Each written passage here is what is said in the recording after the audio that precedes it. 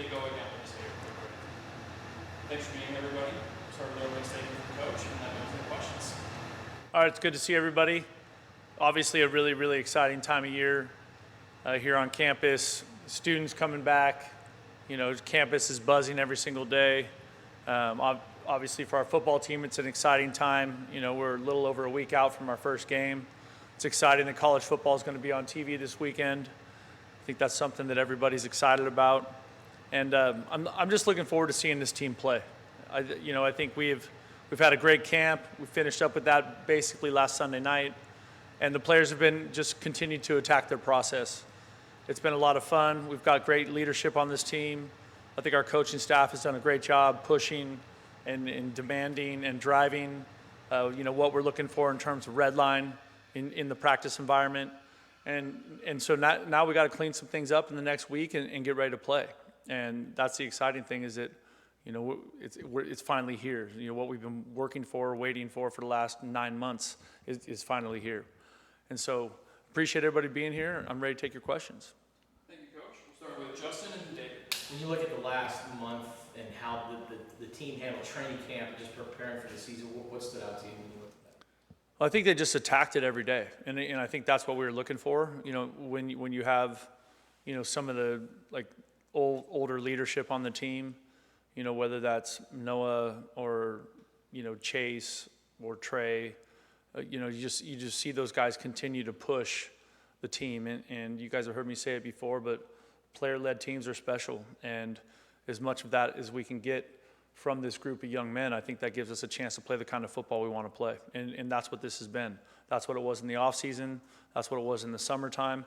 It was those guys driving the workouts, driving the PRPs, driving the throwing and the catching and the things that you have to do to kind of continue to sharpen the sword throughout the offseason. So I'm excited about training camp. I think it's, it was a lot of fun. It was intense. It was physical. And, now we're, trying to polish it up for game day. David and then Chris. Brent, you went into this camp with probably 9 to 10 wide receivers who legitimately could play, and you've coached wide receivers for a long time. So how deep is this group? Is this as deep a group as you think you've ever had coaching? I think so. That's a really good question, but I do think so. Like you said, I feel like there's 9 or 10 guys that can play that are ready. I definitely think there's probably 4 guys that have kind of separated themselves at the top of that list, which that happens on every team. But we're really excited about the progress those guys are making, and it's fun. It's fun to see some guys mature and develop and start to make plays in practice and play with a level of consistency that gets us excited. But it's also fun to see some of the new players and some of the young players also make plays in the practice environment. So, that thing's going to continue to be hyper competitive as we go through the season. And I have a lot of trust in that group. I have a lot of trust in Bobby Wade, the guy that's coaching them, and I expect big things from that group. I think we all should. Chris and then Jason. Seth mentioned a couple days ago that he took some time this offseason to study, how does he become a better play caller, a more efficient play caller? How have you seen the other coordinators, the other position coaches refine their process and really use fall camp to get better at how they teach and prepare the team? Well, I think that's something that, in terms of guys researching that's something that happens before fall camp, right? Then you get to fall camp, and then it's the application of what they've, tried to learn and that's one of the really cool things about football and just coaching in general is that I don't think what anybody does schematically is proprietary. You know what I mean? This isn't Google and Apple fighting over industry secrets. And so coaches are really generous with their time, with their help. I've been really fortunate over my career. So many great coaches have been, sounding boards for me. And so that part of it has been really fun. And I think it's important for every coach to, we're always trying to get better. I mean, we preach that with our players. We should be doing the same thing.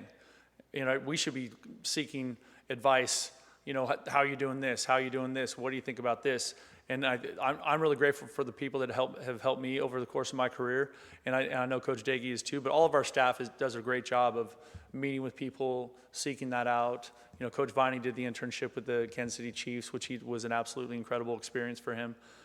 But I do think that's a really special thing about football coaches is that we are willing to share and we are always trying to get better. I was on the phone yesterday with Dave Phipp, Arizona football alum, one of the best special teams coordinators in the NFL, just asking him a simple question about a situation in the kicking game. So that never stops. Jason and then Nathaniel. Seth mentioned, and you mentioned before, what can you tell us about Noah's note-taking process? Oh my gosh. Well, when I first got here, everything was by paper. And so he had 4 colors, I believe. It was blue, green, yellow, and red. And everything was color-coded, and then, he upped his technological savvy, and he went to an iPad, which is obviously, if you're old school like me, you can ask my wife, she's in the back here. We have boxes and boxes of notebooks over the last 28 years that every time we move, she's like, when are we getting rid of this crap? I'm like, no, this is gold. And she's like, yeah, but you never look at it. I'm like, I know, but I like knowing it's there. But Noah is really unique that way. And I think that's special because that helps those young players just get some great insight into how you prepare, the preparation, the dedication, the consistency of that. And Noah just really leans into that. And that's one of the things I know that when we talk to NFL scouts about him, like we're always like joking with them, but we're serious. Like, you need to see the notes this guy takes. You need to see what kind of student he is of the game, how committed he is to being the absolute best player he can be by how thorough he is with his note-taking process. Nathaniel and Brian. Yeah, just your thoughts on Gio Richardson and Isaiah Marzella, their improvements from last year then to this year, and how they're going to help the offense overall this season. I think we are excited about both those young men. I know Coach Daggy talked to you about Gio a little bit last week. It sounded like a funny conversation, but or the other day. But obviously two separate players, and so I think Gio's one of those players that when he was in high school, I just loved his toughness. He's a two-way player at Basha High School, hyper competitive, incredibly, really gifted, like fast and twitchy, and just a total playmaker. And I think you're just going to see him, even as you saw last year, as it got later in the season, you saw his confidence grow. You saw him start to make more plays in the offense. And I think you're just going to see that take another really big leap this year with him. And then Mizell is also a young player that played for us last year, maybe not quite as much as Gio, but his combination of speed. And the thing that I told the team the other day about Isaiah is he's just different to me right now than he was a year ago. There's a new level of focus and intention when he comes to practice. He's incredibly diligent about taking coaching and applying it right away. And so it's really fun to see both of those guys, kind of continue on their journey. We always talk about our program being a program that puts development at the absolute top of, everything that we're doing here. And I think those are two young men that you're going to see have developed a lot and are going to contribute in a big way. Brian and then Justin. How does the process go now transitioning from camp to the game week and all that? Like, are there meetings to indicate who's going to be scout team and who's going to be doing like first, second team rep type thing? Or has that just kind of naturally already happened? It's naturally already happened because we're in this mock week, this week. So what we attempt to do this week is make it exactly like a game week for the players. So when you got 50 new guys on the team, they've never been through a game week with our program. So trying to just get them to see what it looks like, what it feels like. The conversations with who's going to be scout team and who's not, like those conversations have happened, with player and coach individually. And then, I think the scout team thing, even though that's hard for some players to do, it's also, like our best scout team player, my red line clip for practice today was Max Harris on scout team. He doesn't even know if he's going to get to play. You know what I mean? And he is the gold standard for effort and detail and being a great teammate from the work he did with our scout team yesterday. And I think that's one of those things is if you want to have a great team, you have to have guys that are unselfish and giving you a great look on that scout team. And I'm excited to see our guys do that. Justin and then David. Offense and defense, who would you say are the most improved players this training camp? Well, we just talked about Isaiah and Gio. I think they've made a big time jump. That's been really exciting. I'm really excited about Deuce. I think he just continues to improve and get better every single day. He's become a leader for the team. He's got a really strong voice with the team, which, I would say 2 years ago, I'm not sure he would have said a word. But it's great to see him kind of step into that more assertive leadership role. The stable of backs is fun. It's like that. Like, I think we feel good about everybody in that room and their ability to contribute. Wesley Yarbrough's had a great camp. You know what I mean? Antoine's had a great camp. I think we all expect it from Ked and Q because they've played a lot of football, a lot of meaningful football for us, in the last year or last 2 years. But it's really exciting to see those other guys because you always need more than you think you do. That's just the physical nature of that position. You always need more than you think you do. Defensively, it's been fun to see I know Javion Cole was a really good player for us last year, but he was coming back from that injury, right? So he was unavailable in the spring. So it's great to see the move he's making in fall camp, both as a player and a leader. It's great to see Trey Smith running around. I know we all have high expectations for him, but he was, unavailable in the spring as well. Tay Brown continues to be just a player with an incredibly high motor, incredibly high IQ. That's really exciting. And then I think some of those new players that we've added in the back end are going to be a lot of fun. I think Malcolm Herzog is going to be a player that our fans are going to fall in love with in terms of just his football IQ, his toughness, the plays he's able to make. That's going to be a lot of fun. So those are a few guys. I mean, there's others, but I'm excited. I'm excited to see us play. You know what I mean? It's just practice is practice, games are games. And we need to find out who can do it for real when the lights are on. Coach Michael Salgado Medina last year only made 61% of his kicks. How confident are you that he can take that next level to consistency and maybe being a guy that's in the 80% range? I think that's absolutely possible for him. I think that's such a hard thing. I feel like kickers just get held to a different standard than everybody else. You know what I mean? It's just such a, you miss a kick and everyone's like, oh, he can't do it. Then he hits a 53-yarder to ice the game at Cincinnati, and everyone's like, "Oh, yay, he's the best ever." So, it's really, really a hard position to play. You're on the sideline for 15 minutes, and then we're like, "Hey, go win it, buddy." You know what I mean? But I've just seen him. I think he's really done a great job this offseason, and just the consistency, how he's striking the ball, just his accuracy has really, really improved.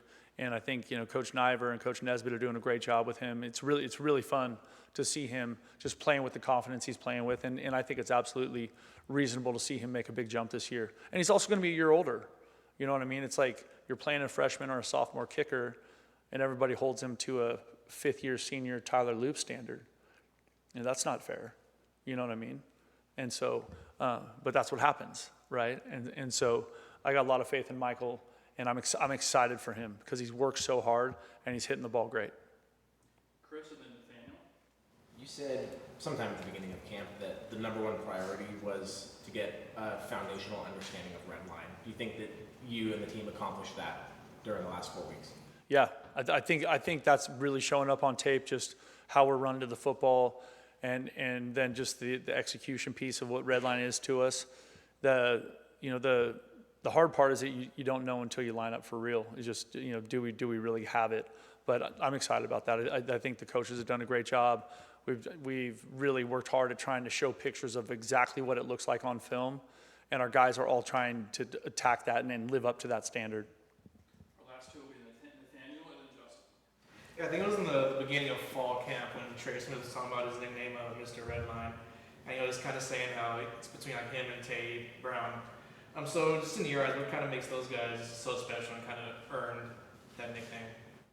I think you see it when they play and when they practice, just their level of consistency in terms of playing with just fanatical effort all the time. And everyone in football talks about effort. It doesn't matter if it's the NFL or college football, but the players that are doing it are the ones that have to make a choice to do it, right? And with both of those guys, they continue to be the standard of they chase the ball like their life depended on it. And the truth is it does. And so it's awesome to see them continue to do that every single day. And they're great leaders, and they're great guys that set the standard for what it looks like, and they do it every single day. We'll finish up with Justin. Are you going to watch any Week 0 games this week? Yeah, let's go college football. It's awesome. And what do you think about Alonzo Carter and his head coach? I'm so excited for Zoe. I texted with him today. They play on the road at Eastern Michigan, which will be a tough game. And I'm just excited. I'm excited for him. He's got a really good coaching staff. He's excited about his team, and they're getting ready to play. And I'm really excited to see them, get going. First game of his tenure there as a head coach. They're leveling up as a program, going from FCS to FBS, which is a big move. And I'm excited to see what they do. Do you remember your first college football head coaching experience? What do you remember about that? Oh man, we had my first year at San Jose State. We opened with South Florida, and Charlie Strong was the coach, and their quarterback was brilliant, Flowers, and I think we were up 16-9. Yeah, and then all of a sudden, Mr. Flowers said, "Enough of this," and we didn't have a good answer for him. He was really, really impressive, and then we got to have some fun, and we went to